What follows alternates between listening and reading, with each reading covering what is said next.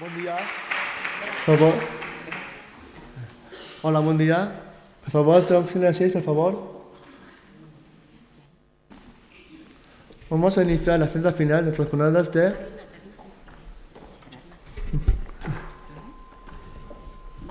Vamos a iniciar la etapa final de nuestras jornadas de participación, analizando las posibilidades que tenemos nosotros para integrarnos laboralmente. Vamos a hacer un debate con el cual podemos escuchar diferentes opiniones y conocer distintas alternativas. Tiene la palabra José Luis Nico, presidente de la Asociación de Amigos Expertos de Trébol, presentador, moderador y conductor del debate de esta mañana. José Luis, cuando quieras.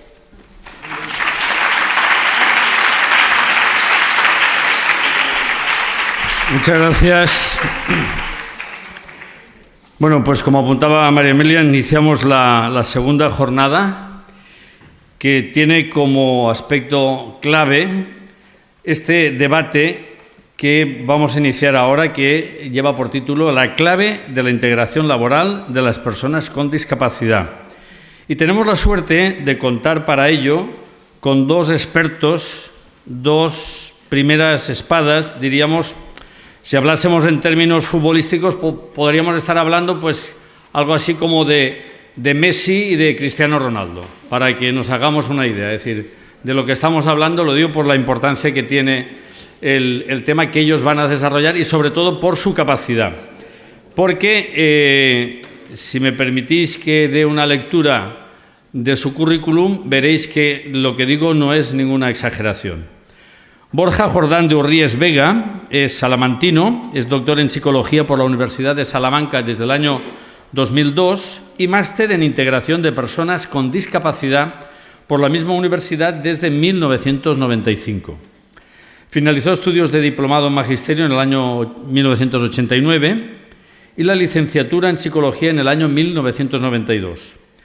Disfrutó de varias becas de posgrado hasta el año 2001, en que comienza a desempeñar el puesto de técnico superior especialista en discapacidad en el Instituto Universitario de Integración en la Comunidad, conocido como el INICO, desarrollando, entre otras actividades, la coordinación del programa ECA en Caja Madrid, la coordinación del Servicio de Información sobre Discapacidad y la coordinación de las jornadas científicas de investigación sobre discapacidad.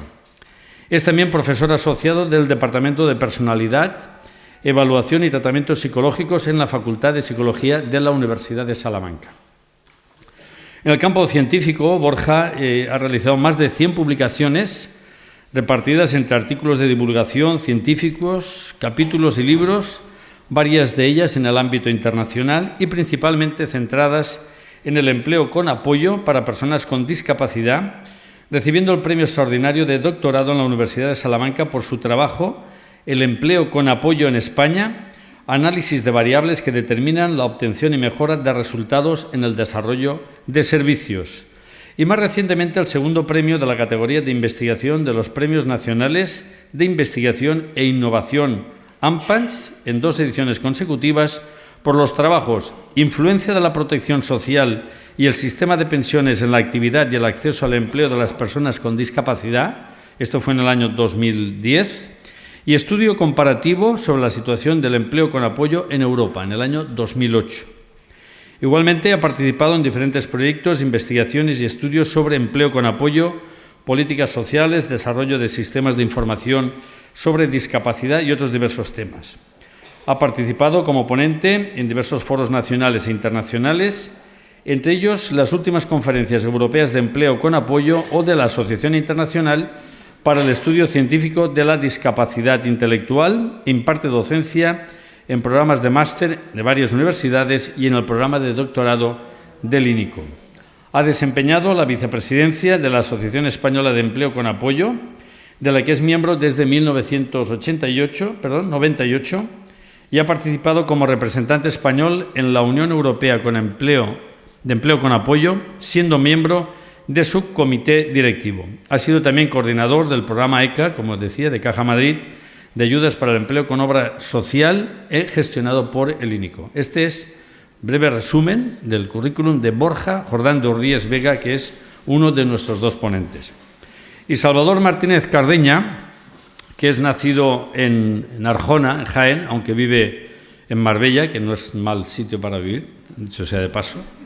Es licenciado en Filosofía y Letras, División de Filosofía y Ciencias de la Educación, sección de Psicología por la Universidad de Granada y máster en Integración Sociolaboral del Minusválido en el periodo 1991-1993. Desde octubre de 2011 es director de Recursos Humanos de Acosol, Sociedad Anónima, empresa pública perteneciente a la Mancomunidad de Municipios de la Costa del Sol Occidental. Ha sido gerente del organismo autónomo local Centro Municipal para la Formación y el Empleo, perteneciente al excelentísimo Ayuntamiento de Marbella, director de ASPADEM, Asociación a Favor de las Personas con Discapacidad, durante 20 años, así como coordinador y psicólogo en esta misma entidad. Y, por último, psicólogo en el Centro de Psicología Clínica y Centro de Educación y Desarrollo Infantil, CPCC, CEDI de Granada. Ha desempeñado diversos puestos institucionales en ONGs, tales como vicepresidente y secretario de la Asociación Española de Soporte en Employment, AS, representante de la Unión Europea de Soporte al Empleo hasta junio de 2006 y desde 2007 es el delegado en Andalucía de la Asociación Española de Empleo con Apoyo, secretario de la Red Española para el Empleo de las Personas con Discapacidad, secretario de la Fundación Tutelar Fundaspandem, actual Fundatul, y asesor técnico de Fundatul y del Proyecto Trébol. Ha participado en diversos programas e iniciativas de la Unión Europea, Helios II, Horizon, Leonardo, entre otros, contando con diversas publicaciones vinculadas al sector de la discapacidad, el empleo con apoyo, la inclusión, la calidad y la reconversión de servicios, entre otras. Además, colabora puntualmente en acciones de información y diseminación como ponente y docente. Ha publicado diversos artículos sobre discapacidad en revistas especializadas, participando en numerosas jornadas y congresos como ponente y ha sido responsable de la organización de diferentes jornadas y reuniones nacionales y transnacionales. Este es el breve currículum de Salvador Martínez Cardeña. Así que vuestra es la palabra cuando queráis. Muchas gracias.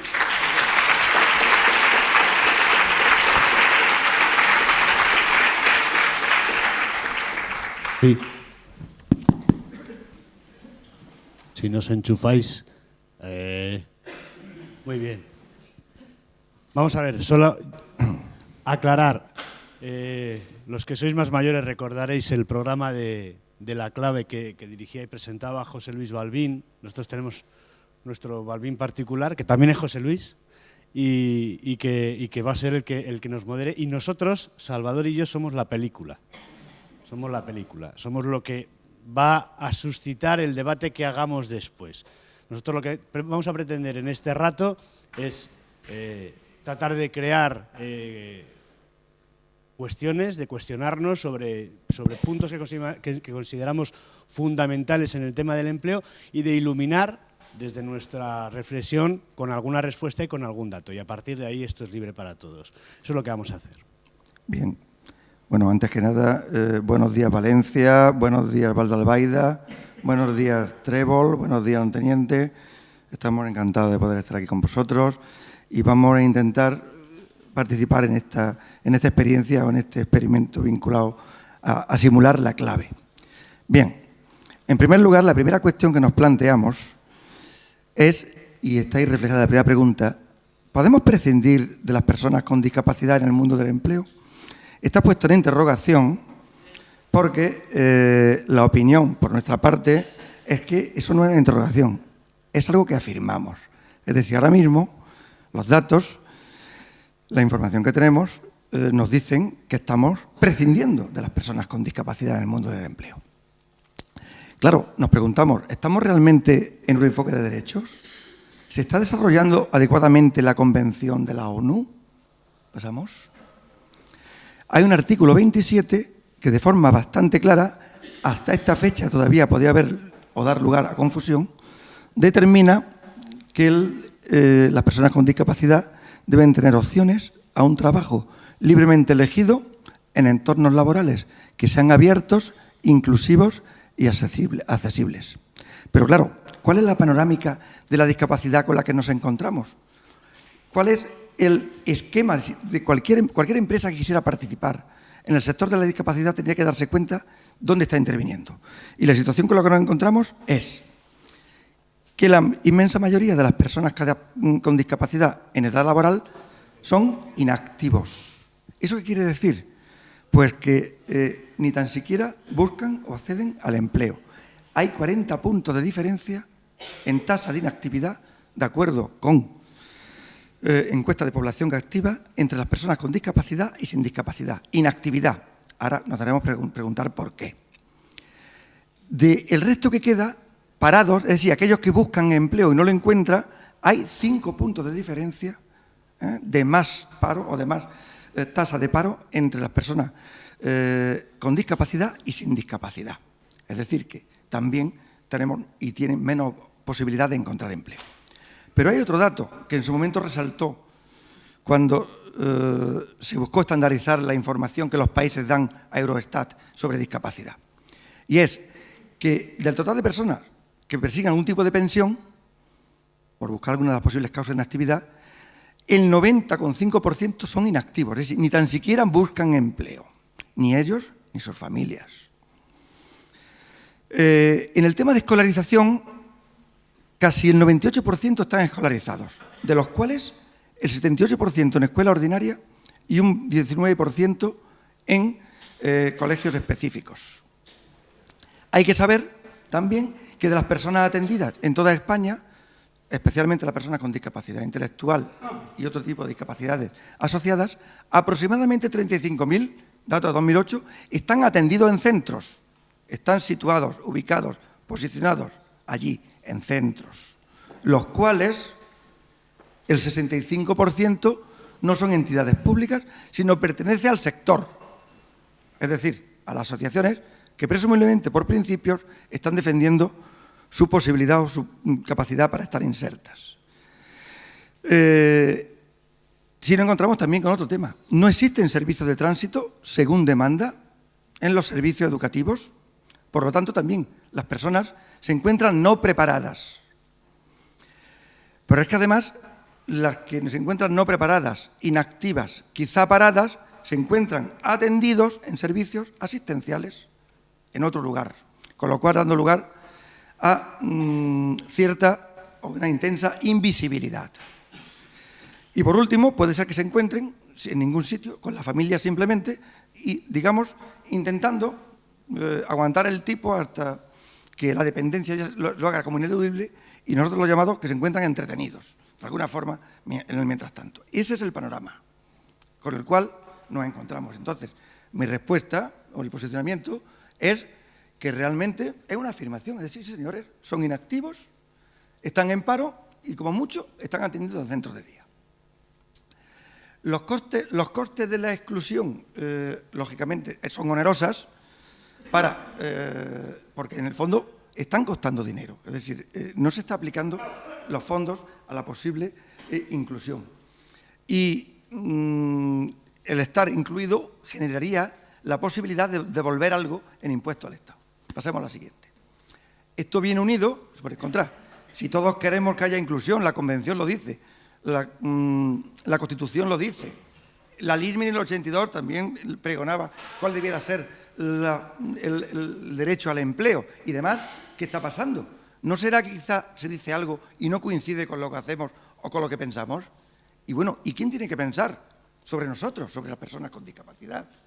Y nos encontramos, pues, ¿qué piensan o qué opinan o si realmente lo creen las personas? ¿Y las familias realmente lo creen? ¿O qué presión están haciendo? ¿O cómo se están organizando para lograr obtener ese resultado? Y a los efectos estadísticos, cuando nos intentan contar, el panorama no es nada halagüeño. Oye, ¿y qué pasa con las organizaciones? Se supone que existen para perseguir algo que tenga que ver con lo que presumiblemente, de acuerdo con la visión que tiene el derecho de la ciudadanía, de las personas con discapacidad, lo están consiguiendo. ¿Qué habrán puesto en marcha si parece que se ha conseguido lo contrario? Es decir, se supone que deberíamos haber avanzado hacia esas situaciones, o por lo menos lo decimos. Hemos tenido ejemplos en el día de ayer de qué hay, hacia dónde vamos, qué queremos, pero todavía no todos lo dicen con el convencimiento de lo que hay que hacer, tienen temor a lo que se pueden encontrar y en bastantes casos pues estamos trabajando quizá por los resultados. Pues esto pasaría igual que si la Coca-Cola se dedicara a producir Coca-Cola con ratones dentro, es decir, cosas que nadie va a consumir, si es un producto contrario. O vamos a comparar con el que tenemos que hablar siempre, porque me cuesta trabajo hablar de este tema sin pensar en la desafección del sistema educativo, del cómo llegan las personas con discapacidad a la edad laboral. Señores, si en el sistema educativo entre 40 y 60 de 100 que entran salen por otra puerta, ¿a qué se dedica el sistema educativo? Lógicamente, las personas con discapacidad cuestionan totalmente el sistema educativo, porque una vez que la persona no avanza, debieran existir algún tipo de sistemas para lograr hacer el tránsito, y no existe. Si el tema en educación, no podemos insistir después en algunas de las cuestiones, es grave, porque ya nos llegan, digamos, tocadas por la falta de preparación, y entonces hay que comenzar a activarlos. Claro, eso también tiene que ver en ese papel entre usuarios, familias, organizaciones, administraciones y demás, y es que no ha predominado un enfoque de políticas públicas para la inclusión. Políticas públicas es dejar de ser invisible, lograr que se nos conozca y que se busquen alternativas para hacer lo que la ciudadanía marca, no para hacer algo que por los efectos que está teniendo son casi contrarios a lo que persigue. El enfoque de políticas públicas supone un compromiso de las organizaciones, supone un compromiso de las administraciones públicas que no van a poder eludir el dar una respuesta. Sin embargo, ahora mismo hay vacíos. ¿Qué derechos ha gestado a partir de los 16, 18 años para las personas con discapacidad? No hay derechos subjetivos. Hay como mucho una liberalidad graciable, si algo, que alguien decide, como una administración, de apoyar o no apoyar en función de variables, bueno, algunas muy importantes. Yo creo que ayer vimos aquí algunas. Si los responsables públicos se sienten apretados por una masa social que puede reclamarle algo, puede ser que decidan destinar fondos o subvenciones para ese algo. Pero claro, eso no es un derecho subjetivo. Un derecho subjetivo es que yo tengo una prueba de necesidad y a partir de ahí pues recibo algo que me corresponde. Podemos pasar. Terminar, antes de dejar a Borja, diciendo que vamos a hablar de una tríada que puede simplificar todo lo que supone la interacción para buscar un empleo. ¿Quiénes quieren? Tiene que ver con la persona con discapacidad, su familia, los círculos de apoyo, lo que queramos. ¿Quiénes tienen? Que son los grandes protagonistas, ignorados por parte del mundo de la discapacidad y por parte de las políticas públicas, que son los empresarios. No se puede hacer integración escolar sin escuela, no puede haber empleo sin empresa. Y el tercer elemento, querer, tener, apoyar. Eso tiene que ver con todos nosotros, con las organizaciones, que si realmente estamos haciendo algo para que los que quieren tengan oportunidad, ofertas de empleo y demás, que tenemos que hacer, porque está claro que ahora mismo no existe un sistema suave y sin sinuosidades que nos permita, de alguna forma, conseguir ese objetivo. Querer, tener, apoyar. Pasamos ahora a lo siguiente. Bien, ha mencionado Salvador el tema de la formación educativa. Una pregunta que también nos hacemos, un tema que consideramos fundamental, es el que tiene que ver con la escuela y el empleo. ¿Existen realmente programas de transición, programas que trabajen con las personas con discapacidad, preparándolas desde la formación y desde el ámbito de la escuela a la mejor llegada posible al mundo del empleo? Dándoles capacidades y haciéndoles tener experiencias que cuando les llegue la oportunidad de pasar al mundo laboral estén suficientemente capacitados y formados para esa transición. Pues esa es una pregunta. ¿Se desarrollan conexiones y enlaces entre las organizaciones y los servicios de empleo y los centros educativos? ¿Están verdaderamente relacionados los centros donde se forman las personas con discapacidad, donde nos formamos todos, con el mundo del empleo? Y en este caso con las organizaciones de la discapacidad que proporcionan esos servicios de intermediación hacia el empleo. En la mayoría de los casos, yo creo que la respuesta es que no hay una adecuada planificación de la transición. No estamos en una verdadera relación entre los servicios educativos y las organizaciones que proporcionan apoyos y sobre todo también el mundo de la empresa de cara a favorecer estos tránsitos. ¿Cómo se puede plantear? Mirad, ahí Paul Weyman, que es el padre del empleo con apoyo, en una investigación sí que encontró que las personas con discapacidad que habían disfrutado